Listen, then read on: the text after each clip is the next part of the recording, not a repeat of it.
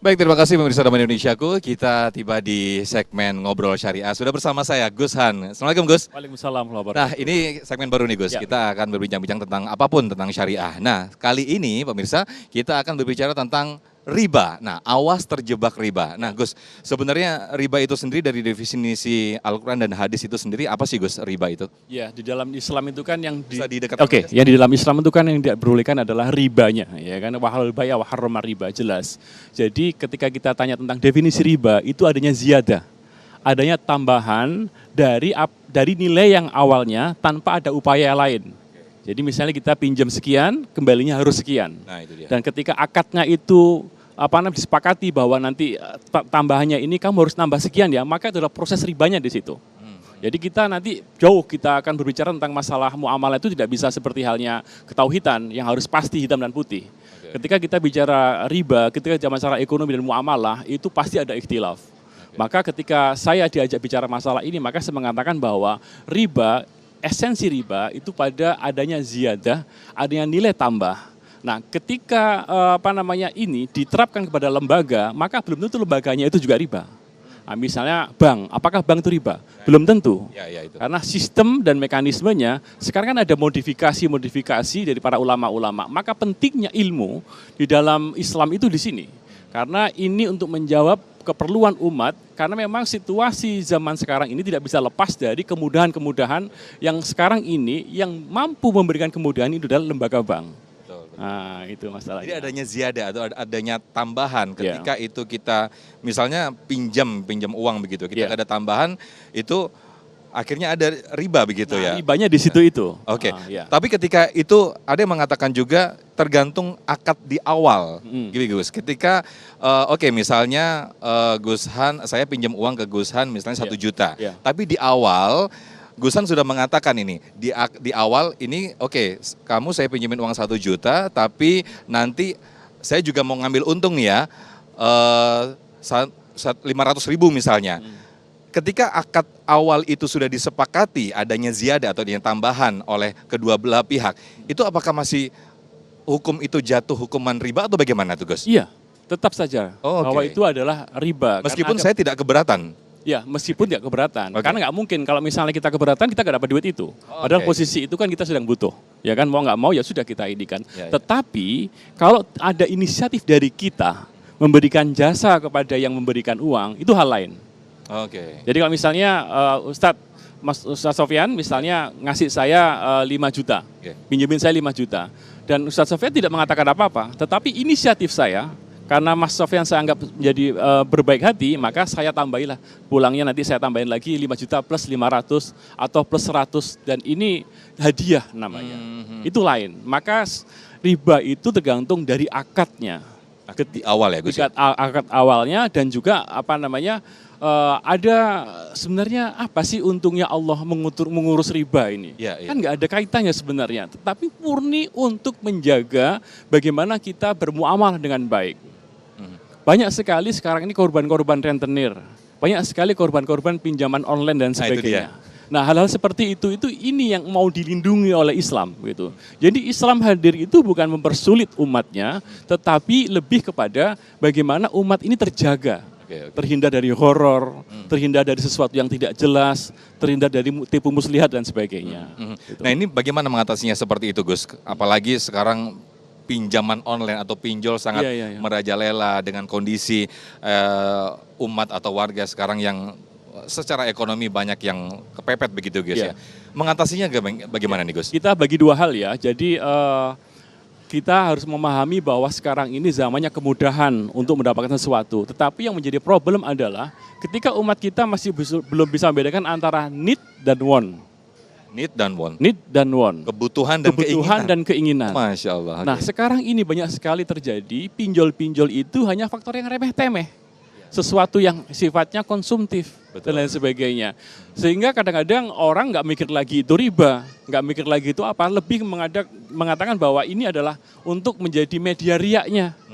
Ya kan? Maka menurut saya caranya hindari sejauh mungkin pinjaman online itu. Kalau misalnya memang kita tidak mampu menghindari itu, ya sudah kita hindari keinginan kita. Betul. Jadi kita meredam keinginan kita itu jauh lebih efektif daripada kita berdebat dan juga memperjelaskan tentang bagaimana itu riba atau tidak. Nah ini untuk meredam keinginan ini yang cukup sulit sebetulnya Gus ya, karena banyak sekali orang bermacam-macam ya Gus ya, apalagi mungkin omongan dari tetangga begitu, sehingga kita secara iman mungkin nggak kuat, akhirnya ya udah mau nggak mau tetangga ambil mobil, masa kita ngambil mobil. Nah ini sebenarnya tidak mudah mengatasinya. Ini bagaimana, mungkin ada tips sendiri dari Gus Han? Ya, memang kalau kembali hal seperti itu kembali kepada pribadi kita masing-masing. Tetapi kalau misalnya memang kita masih tergoda dengan orang lain, maka berarti kita masih menghambakan orang lain, menghambakan nama baik kita, menghambakan ego kita dan sebagainya, sehingga kita tergelincir dengan hal-hal yang tidak penting itu.